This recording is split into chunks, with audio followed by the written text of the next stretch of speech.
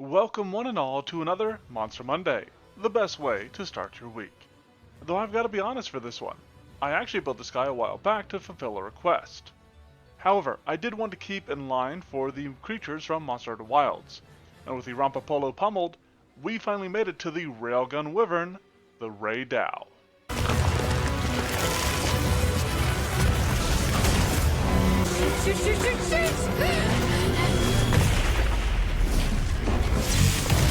Rey Dau is the apex predator of the windswept plains, where it has developed the ability to not only weather the frequent storms there, but turn them into a weapon.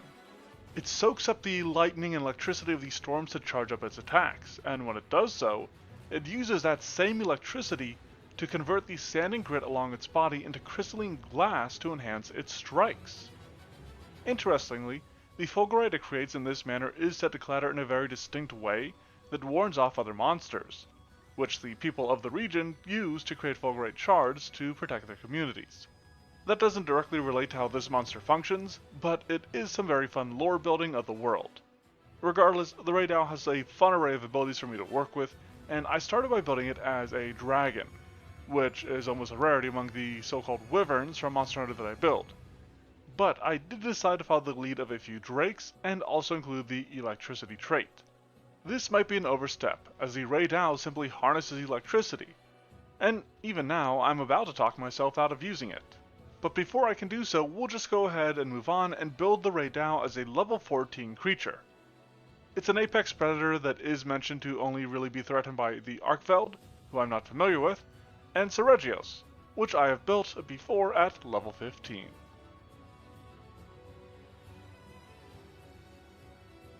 But back on track to the Rey Dau.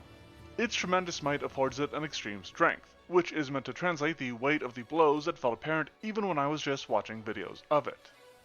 Now, along with that, the Rey Dau is quite the capable flyer, and so it uses a high dexterity along with that, so it can reign the skies with greater ease.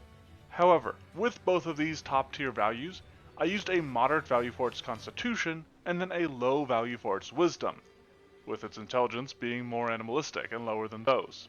I actually don't remember if Pathfinder does much with the idea of primitive animalistic dragons like those found in Monster Hunter. Maybe I should look into that. Anyway, keeping on track, it ends up using a low perception score, mainly to account for its low wisdom, but it does also have dark vision to aid it when hunting in the storms that seemingly blot out the sky. Speaking of the sky, it features a high acrobatic skill to help it better maneuver in flight, whereas it lands on a moderate athletics. I am keeping its extreme strength in mind, but it doesn't actually use athletics too much in its kit to warrant a higher value. As for our dynamic dragon's dire defenses, it starts with a merely moderate armor class. This might seem a tad strange with its dexterity being what it is, but it has a number of other defenses available to it that push me towards this more moderate value.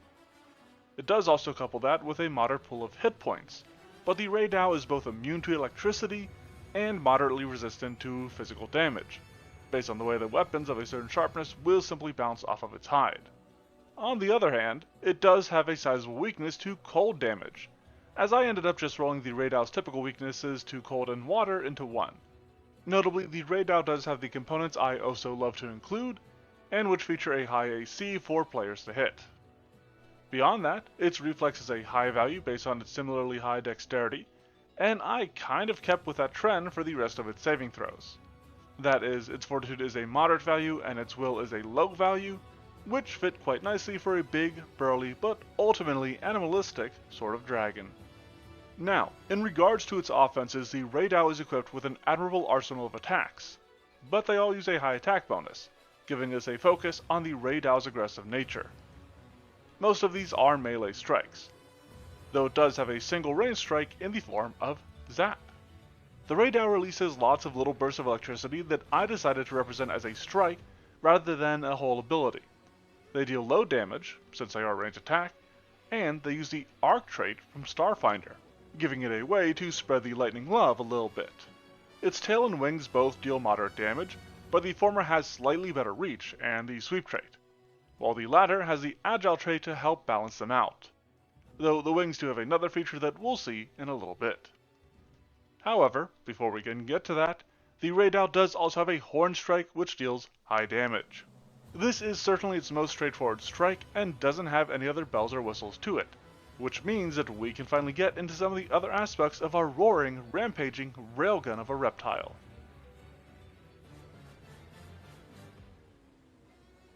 I actually made the Rey Dau as a fairly basic creature, with only 5 abilities to cover.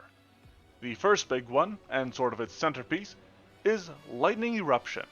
This is its big railgun blast of an ability, but something I noticed about it is that it kind of detonates at the end of its line. As such, this deals limited use area damage with a high DC basic reflex save, in a burst at the end of a long line before going on a standard cooldown. Players can make that cooldown longer, and the save lower, by breaking its horn component, making it more difficult for the Rey Dau to channel this lightning. I try to do what I can to make these sorts of area effect abilities a little bit more interesting, but the other aspects of this really come in when we start looking at its other abilities. For example, through the Stunning Shocks ability, the Rey Dau forces a moderate fort save from any creature that it deals electricity damage to, which will be through its zap attack and that lightning eruption. Failing this save leaves a creature stunned 1, and is of course inspired by the Thunderblade caused by its attacks. However, in addition to that, the Rey Dau has a reaction called Fulgurite Blades that can follow any action that it uses and features the electricity trait. The leftover electricity crackles along its body and turns the sand caught in its wing blades into crystalline shards, enhancing the damage of its wings to a high value and further adding on the fatal trait to them, briefly enhancing their deadliness until the Fulgurite falls free at the end of its next turn. That being said, there is a component for its wings which can be broken to disable this reaction and reduce the flight speed of the Rey Dau overall. However, if the heroes do not break the wings, the Rey Dau has a chance at using its Dune Carver Dive. This doesn't quite take advantage of the fatal trait on its wings, but that still doesn't make it a bad follow-up to the Fulgurite Blades, due to the increased damage that they bring. This is effectively just a trample, but with the range and reach of its wings taken into account. It can also fly for this instead of striding, and to balance that all out, I reduce this to being a single fly action instead of the 2 strides featured in a trample. Finishing off the Rey Dau is Charge Up, which is a passive effect that relies on the heroes not doing any source of recall knowledge, which, not to call them out on it, is often the case for my players. Anyway, if they fail to do so, the Rey Dau not only gets to immediately recharge its lightning eruption when it's hit with electricity damage, but it also becomes quickened for a round, and can use that extra action to fly, stride, or deliver another fearsome strike. I had to rework the wording of this one a little bit to account for its electricity immunity, but I think ultimately that I nailed it.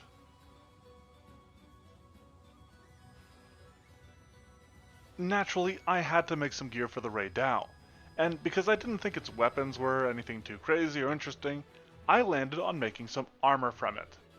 I designed this in an effort to bring over some of its latent power skill, while also capturing some of the Rey Dau's own abilities. It's a pretty potent piece of gear, being a +2 greater resilient, greater electricity resistant piece of scale mail armor, but it can also become charged when it reduces electricity damage. Now I should point out this is a binary state. You're either charged or you're not. However, you can expend that charge in one of 2 ways. Unleash Charge calls to mind the charge up ability of the Rey Dau, and can be used with perhaps too much frequency, whereas Lightning Rail affords it the bolt that the Rey Dau is best known for.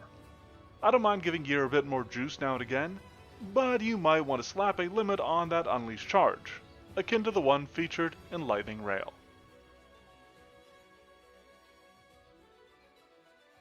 We've rode the lightning and made it to the end of the line. A lively leaping Lord of Lightning, this looming lizard leads by a landslide when it lands in a labor, launching leagues of lances in a lethal lineup that leaves lackeys lugubrious. The Rey Dau might be a bit simpler than other Monster Hunter critters I've made, but I don't think that is a remotely bad thing. It's a nice and straightforward, but high-level threat, which I'm sure some GMs will appreciate, and I think that I successfully captured the essence of this living railgun. But then again, I haven't really played Wilds, so I'd like you to let me know what you think of my take on the Shining Thunder Wyvern. And while you're at it, let me know what other sorts of monsters you'd like to see in a comment. If you like what you see here and want more, be sure to leave a like, and then subscribe to the channel. You can also check out the blog, which is linked below, along with the Twitter and Discord. Thanks for watching, and have a monstrous Monday.